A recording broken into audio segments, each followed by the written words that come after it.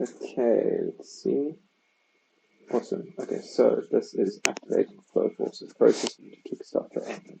Now, firstly, what is flow force? Flow force, I'm sure you'll find, is very synonymous to many other practices that people have already been sharing engineering for forever. One of the most noticeable ones that stick in my mind is Wu Wei.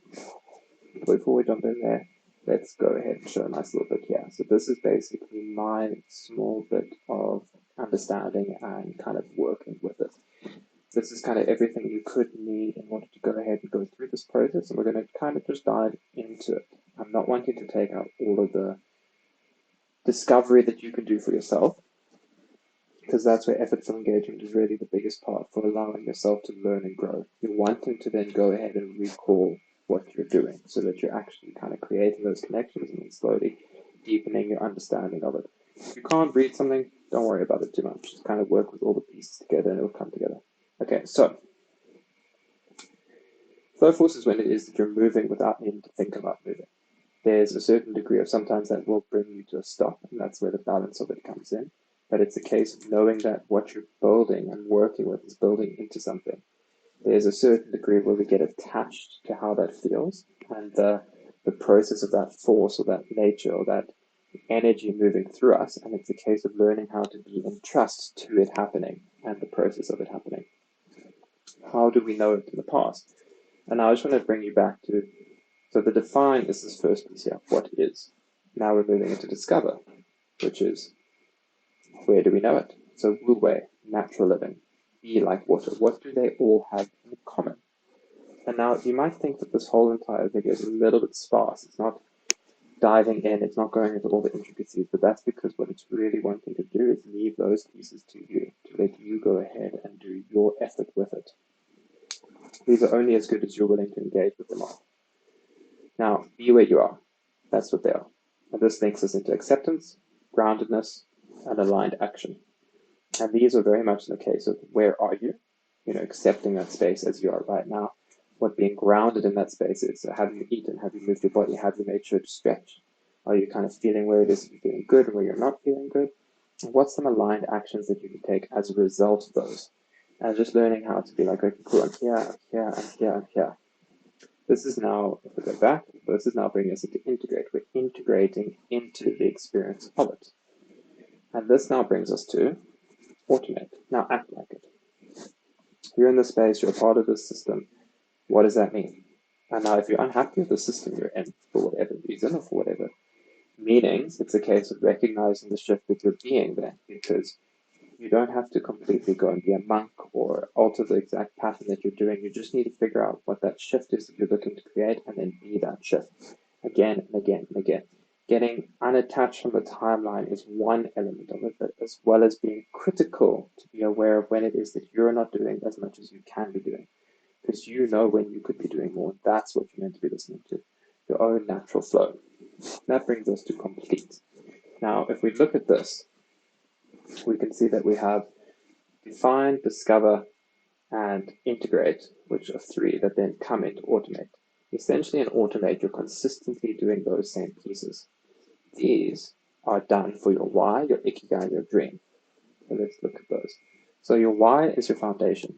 It's if you were to ask yourself, why do I get out of bed in the morning? Why do I end up doing the things I do? Why have I chosen to create the life I do? Whether you've done it consciously or unconsciously, you'll see that all of them link back to your why. This foundation, once made conscious, is a starting point. It gives you the way that you relate to your life so that you can kind of be like, okay, as opposed to shutting down or turning away from your development, you're now being like, okay, cool, yeah, let me be present here. Once you're kind of moving with that cycle, it's a case of coming to your ikigai. There are endless numbers of videos and resources and tools for ikigai, and I highly recommend checking them out if you don't know what it is. But in short, it's the reason for being. Links quite nicely with your why. And this you can see as your rocket. So if your why is your foundation, it's the launch pad, then your rocket is your ikigai, where you're learning to move like this and actualize it into this process. And this is also and can be seen as your gift. When you give your gift to the world, you're starting to actually allow it to come back to you as well. Now, that's a lot of these things are very much, it's easy to kind of get like an aha moment on it, but I really, really challenge you to kind of just bring in the idea of it, the concept of it, and to continue to live that through your life as you continue to move. Don't get too caught up on the next steps, just be where you are now. And this will ultimately be, I cannot put into words how important it is as you start charting towards your dream, your destination. This is if you've got your rocket, you've got it fueled up, you've got a solid launch pad. Now this is the destination. This is where you're driving towards. The guidance system needs to be locked on here. So you need to know that that's where it is that you're heading. And you're like, okay, cool, that's it there, sweet, let me go. And then you go. And the big thing with your dream and your destination is it's going to ask you to let go of what was before. That's where it's like you have to basically discover what was to be able to let go of it, to allow the new to come into being. And just learn to look at it as a game. If it's fun, you're going to do it more. If you're constantly beating yourself up and kind of like living someone else's life, it's going to be really challenging. So look to realize that you're also a human being throughout this. Now the process, just to reiterate it, application is key. It should be challenging and you should be persevering. Now we've got three columns here. We've got method, content, and process, and these all work together. So in the defined method, you're going through content that's informative. This is when you're finding out about something. You don't really know what it is, so you're in a space of limbo. That's currently where you are in your flow cycle. Once you go and move on to your method of discovery, you're being reflective. You're starting to see the vision and images coming into view. This brings you to integration, where it is that you're processing through what you're going through, applying what you know to what it is that's appeared, or what it is that you're learning to what you already know. And this then creates a system of flow, a give and a take. Now, it's so amazing to be in flow, but it's actually the resistance stage of your flow state when it is you're starting to automate and complete the content itself. Now, the completion points can look different for the different pieces, but it's a case of kind of knowing how to set your life up to be more completing, as opposed to unfinished things, unfinished projects.